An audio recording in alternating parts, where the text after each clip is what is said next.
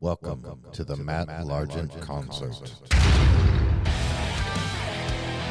Because if you're going to screw it up with style.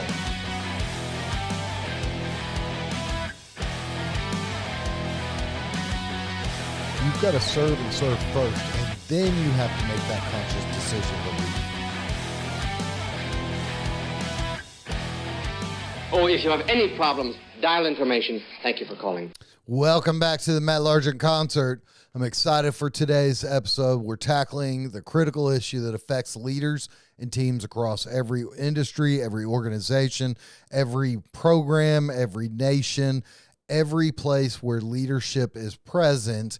And that is how we as leaders can impact the values of our organization to help decrease toxic environments and reduce the potential for burnout.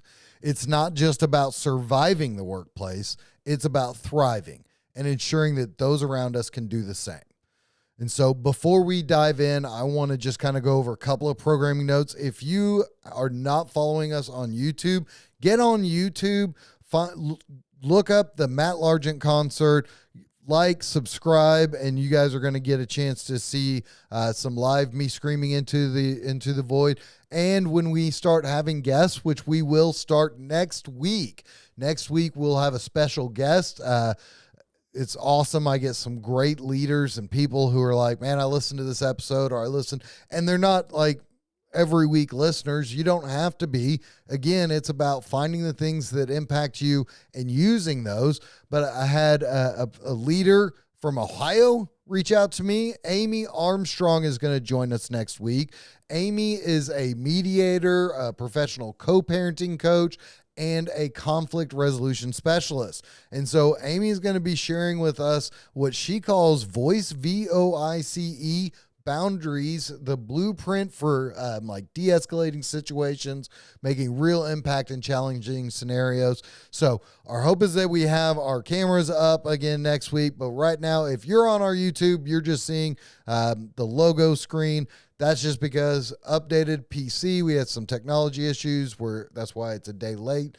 The show this week had some technology issues, upgraded and got a brand new PC, spent the money on that. Did not buy a new PC camera, a web camera. So I could have done a blurry image of me and it probably would have looked a whole lot better. But I decided that I was just going to let you guys look at the screen and listen to the words. So trust me, you don't want to miss it next week, though. Get on YouTube, like, subscribe, and start streaming us there, or continue with your subscribing on wherever you find your podcasts, and we're going to just continue to scream into the void, and with some guests as the next few shows you're going to see. So today we're going to talk, like I said, about how we as leaders impact the values of our organization and help decrease toxic environments. Last week, I told you guys, it's not just about the words, okay? The words don't matter. It's about clearly defining what that means, because you may say, like I told you guys, honor, courage, and commitment with the Marine Corps', values, and they talk about it all the time, but they have this clear definition of what does that mean. And then you get your proficiency in conduct. Conduct is part of your rating system in the Marine Corps, and that determines, do you follow honor, courage, and commitment? How do you follow honor, courage, and commitment? And so one of the things that I was looking at today, and I showed you guys, if you were on YouTube last week, I showed you, I kind of redid my office a little bit and had my coins behind me. One of my coins is a 2-star general's coin, which was really, really cool. And this is actually when I was in the Marines. It was from a 2-star Army general. And he gave me this. He's from the 95th Division, and gave me this Commander's Achievement Award, not for anything. Like, I wasn't topping a class and I didn't do anything. It was because I embodied the values of honor, courage, and commitment, and the Army's values of duty, honor, and country. Personally, between him and I saw him and some other soldiers out. They obviously were working hard, and they had a long day. I was out at dinner, and so bought them dinner, sat down and visited with them, and just, we treated them like human beings. And he was so impressed with the fact that I exemplified these values that he sent my commander a 2-star general's coin for my commander to present to me from him. But that's what clearly defined and clearly articulated values can do for you, is they can give you this clear idea of what you want to achieve and show and give you that example to set forth. And so when you understand and acknowledge the power that values have in shaping the culture of an environment, whether that's a workplace, organization, or something as large as the Marine Corps, when they're clearly defined, communicated, lived out, they can create this incredibly powerful, positive, inclusive environment where people feel respected and valued. One of the things that I loved about the Marine Corps, and that when I got out of the Marine Corps was so important in me finding a new workplace, was that I had to find some place that I had that same kind of feeling, that I felt like I was part of something bigger, that I felt like I was contributing to something bigger, and that I had pride in what I was doing. And that was because of the values, because when they're ignored or poorly defined, the result is toxic. It gives you stress, disengagement, and ultimately burnout. And the bigger the organization, the harder it is. Absolutely. It really is. But again, I go back to when we were talking about it last week, core values of an organization aren't about every single person having those values. It's about everyone in that organization understanding those values. It's about the organization leadership living out those values. It's about clearly defining those values. For values to truly influence culture, they need to be lived out daily, and the top leadership starts. It has to start with them. And then it comes down all the way to the frontline employees. Values are that invisible hand that shape actions, culture, and future. Values are going to continue to shape our actions, our culture, and our future wherever we happen to be. So how can we as leaders, how do we make impact on values? How do we reinforce those positive values? How do we ensure our organizational values aren't just words but actions? And let me kind of be very clear. You may be in an organization where it doesn't have very clear values. It may have accidental values. And I've been in organizations and I've known a lot of organizations that is very focused on accidental values. They didn't clearly define their values. And so as leaders within this, we focused on taking those accidental values and putting them into words and then clearly defining them. And so we weren't the top-down leadership. We weren't those, the leaders that were writing these out. We weren't the ones putting this. We said this is what the values of our organization are, and we could tell through the accidental values, through the actions of our top leadership, and the actions that we were taking as leaders, and we put those into motion, and we defined them clearly, and we focused on making sure that they were, lived out by everybody in the organization. And so it's not just if your organization or your team does not have clearly defined values, then you need to figure out what the values of the organization are by the accidental values, maybe even aspirational values, and then you need to define them clearly for your team. And you need to put them out there. Just the organization that I've worked with recently, they did not have clearly stated values.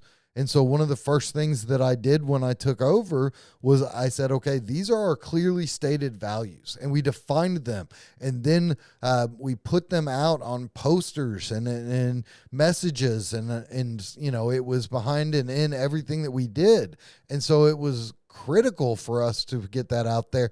But I had leaders out there that had these values out there, that had values on their own posters. Why? Because they weren't clearly defined by the top leadership. So they were clearly defining it within their group.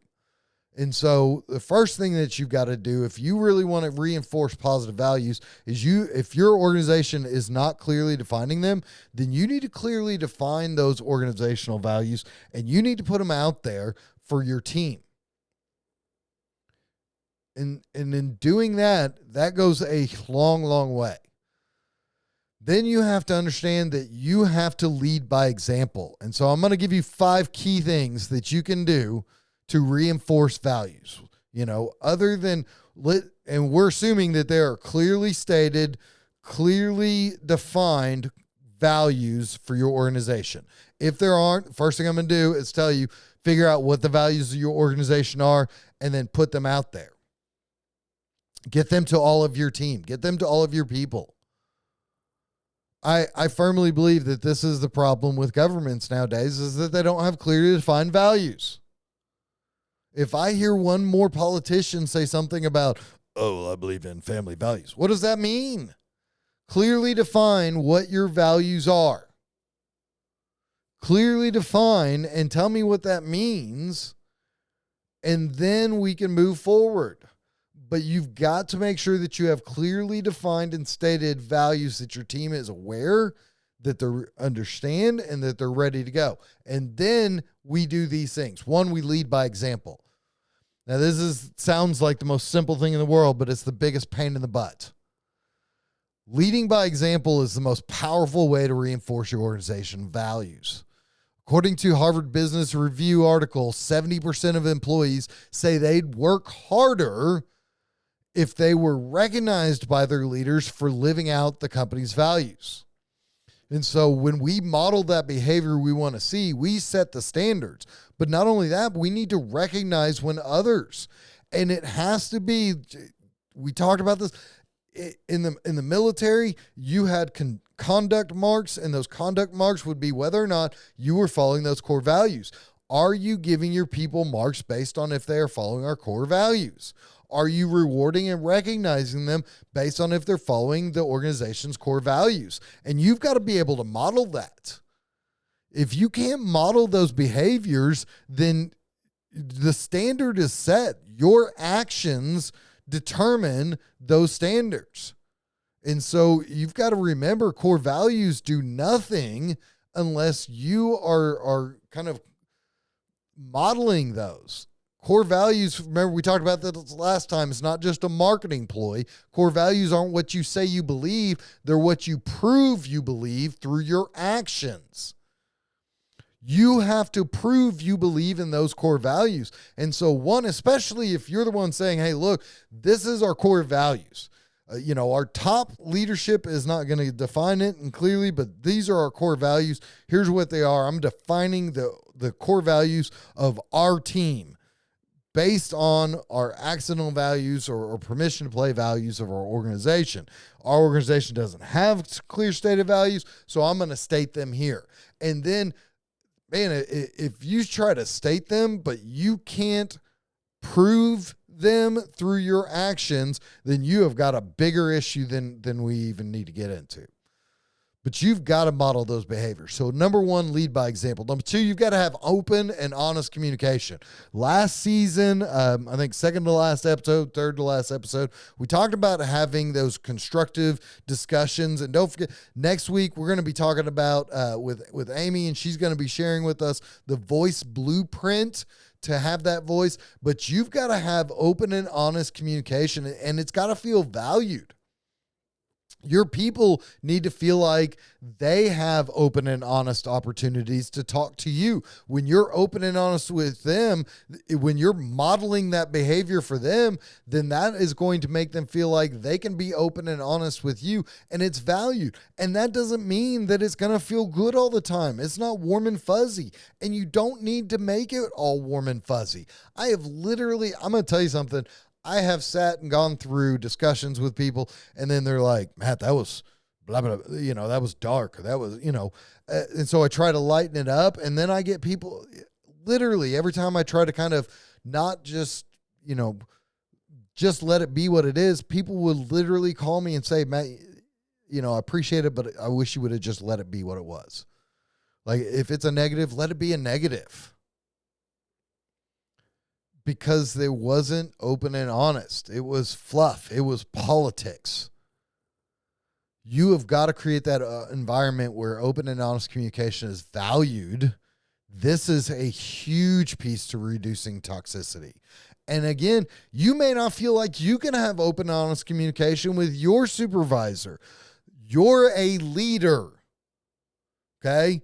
That means that you're going to have to suck up the things that you don't like and do better for your team instead of going, well, I don't get it, so I'm not going to give it to my people. What a bunch of crap. You have got to be willing to do better for your team. You may be that junior line level leader. You have got to be willing to do better for your team.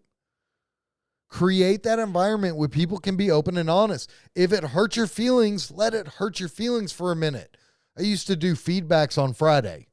Like they could give me open and honest feedback. They can do it verbally. They can do it via email. They could even do it anonymously. I would invite them any which way they wanted. And so they would submit it to, I would encourage them to submit it either to my boss or to our HR. And then our HR would give it to me in an anonymous format. And I would do it on Fridays though, because I was like, I am going to need a minute after I hear this. This is going to hurt my feelers. And so I've got a couple of days, then I can get over it. But you know what? It made a huge difference in reducing toxicity in the environment because they had an open opportunity to share with me things. I'd have open office days. Come talk to me if you need it for any of my employees. When you look at SHRM did a study and they found that 58% of employees who left their job cited a lack of respect or trust as their number one reason. It wasn't pay. And that is such an easy, well, we don't pay enough. Well, we don't have good enough benefits. Well, we expect too much out of our people. No, the number one thing was that they expected respect and trust from their leadership, and they didn't get it. This is why you hear people don't leave an organization, people leave people. Why? Because almost 60% of people leaving said they weren't respected or they weren't trusted. Now, does pay probably play part of that? Yes. But I'll tell you what, if you feel like you are engaged and important and a big part, then $1 more an hour doesn't do a dadgum thing for you. You need to encourage transparency and trust. It's got to be regular, two-way communication that helps them to align with the core values that you've stated and that you're exemplifying. Open and honest communication goes a huge way. And I got to tell you something, I am learning to this day. I was never a big proponent of, I was just what they can call it brutally honest. I call it straightforward, whatever. But I didn't go soft. Like I just put it out there. Because when I went soft, it sounded weird. People would come to me and be like, I wish you just let it be what it was, like I said. And so I had to understand, though, that there are times that people need it a little bit softer. And I just recently had a leader that said, I don't do direct like that. I'm not comfortable, and if I'm not comfortable with it, it makes them uncomfortable. Again, it was aligning values. Direct and open and honest communication doesn't mean brutally honest. It doesn't mean that you have to be direct and brutal. And that was my belief for a long time. And so sometimes you have to realize that it's not, tact is totally different than open and honest. You can still be tactful in that. So 1, lead by example. 2, be open and honest and create an environment of open and honest, transparent, and trust communication, two-way communication. 3rd, recognize and reinforce. Recognize, reward employees who embody the organization's values or embody the values that you've put forth. It doesn't have to be spending a ton of money. You don't have to send them on trips. Little simple acknowledgments. When people are seeing that living the values, leads to being recognized, to being rewarded, they're more likely to internalize those values themselves. When they see that they are being recognized for being somebody who is honest or transparent, or that is, one of my favorite things is to encourage people. I have a leader that works for me and love to encourage open and honest communication. And he does phenomenal with it, with his direct reports and with their direct reports and with their direct reports. He's always talking about, thank you for being transparent. When they say things that could be very hurtful, he says, thank you for being transparent. Thank you for being open. That's honest. He rewards them by just those words, by gratitude for putting themselves out. And that helps them to internalize that transparency and honesty and openness is valued and important to them.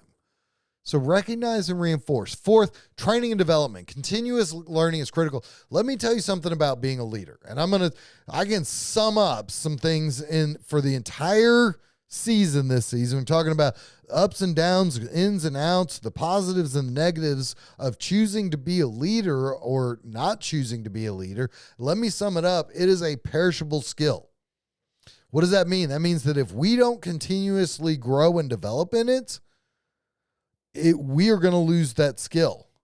When you meet somebody who is in a senior or executive level leadership position and they're not continuously growing, they don't have mentors, they don't have coaches themselves, they don't have people who are pushing them, that are questioning them, they don't have somebody who's being direct and open and honest and transparent with them, then you are going to find a stagnant and dying leader. That's where your issues grow. Training and development and continuous learning is critical.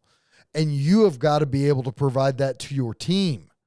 You've got to find ways to reinforce the values, whether it's workshops, seminars, coaching sessions, informal discussions, contests, games, anything that you can do to encourage training and development on your core values is going to be critical. Embed those values into daily work life of your team.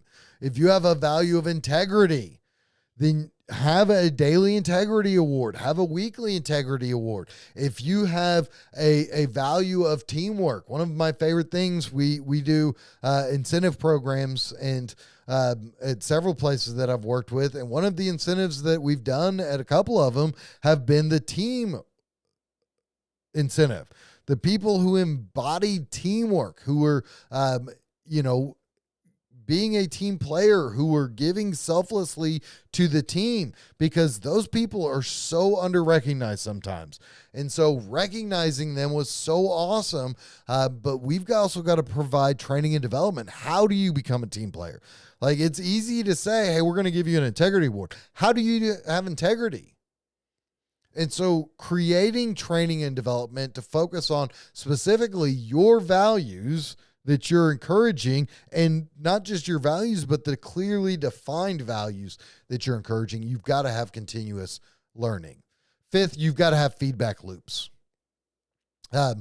Feedback loop is where your team or your people can talk about concerns related to the values, suggestions related to the values. And so, last week I talked about that I've been in a situation where I've had people in the organization that did not embody the values that we stated. And so I had people that came to me and said, hey, look, these are the values that we said, and this person clearly is not following those values. What are you going to do? That was a concern related to our values. And it helps to identify areas where values may not be fully realized and empowers employees to take ownership of the culture they created. This person that came to me, and I mean, it was a very strong conversation. It was about integrity. And I said, integrity is a critical cornerstone. And I would embody integrity, and I would teach about integrity, and I'd give recognition and reinforcement. And I was open and honest about how integrity was important. And so when I had that open feedback loop, this person came to me and was very clear in the fact that they said, hey, look, this person is not embodying our values. And it's very clear that they're not embodying the value of integrity. What are you going to do? Because they were taking ownership of this culture. They were taking ownership of that value that I stated was important to us, that even I was embodying. I was doing all those other things, but there was somebody that wasn't, and they wanted to call me to the mat because I wasn't doing something about it.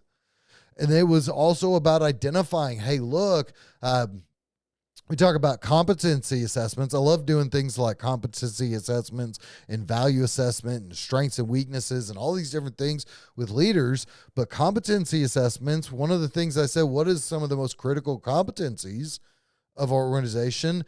And integrity was one of the critical. And I was like, well, what's it was a feedback loop. It started conversations. Every one of my managers and frontline leaders were like, integrity. And that was before we stated that as our core value. Feedback loops are so critical. They've got to feel like that they are empowered to take ownership of those values. If they don't feel like, and I'll give you a very easy way to tell if you have a good feedback loop, if they don't feel like they can call you out for not embodying values, then you do not have a good feedback loop. So 5 key ways that you can impact your values, your organization, not just in words, but in action. 1, lead by example. 2, have open and honest communication. That doesn't mean it's brutal. It means that it's open and honest, and you can create an open and honest environment.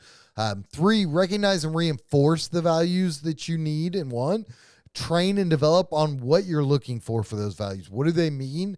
And create good feedback loops. Because remember, leadership isn't just about setting course, but it's ensuring that every step taken reflects those values that we hold dear.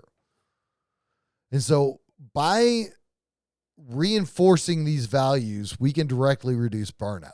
Because burnout often stems from feeling disconnected, unappreciated, or overwhelmed in a toxic work environment. But when employees feel aligned with the values, they are more resilient, more engaged, and less likely to experience burnout. A Deloitte study found that 87% of employees who believe their organization cares about their well-being are less likely to leave their job. But workplaces that prioritize employee well-being see a 21% increase in productivity and a 41% reduction in absenteeism. So as leaders, it's crucial to remember that our values must include a commitment to the well-being of our teams. It's not just about promoting work-life balance, but ensuring that our organizational culture truly supports that through our values. Example, if one of your core values is people first, then policies and practices should reflect that. Whether you're doing things like mental health resources, encouraging employees to take care of things they need. When an employee calls you to say, hey, I can't come to work today, do you and do they share what's happened? Do they overshare sometimes, right? And when they do, you need to take care of that. You know, I just had an employee that called me up and they felt terrible because they were like, I've got to get this done. This is killing me. And I said, you've got to take care of you. Like your job's going to be here, but you're going to be here longer. And so you need to take care of yourself first. When we prioritize values over profits, we find that true success isn't just about what we achieve, but how we achieve it. Values over profits creates true success and how we achieve it. So, to wrap it up today, changing or reinforcing values is not an overnight process. It's possible, but it starts with us.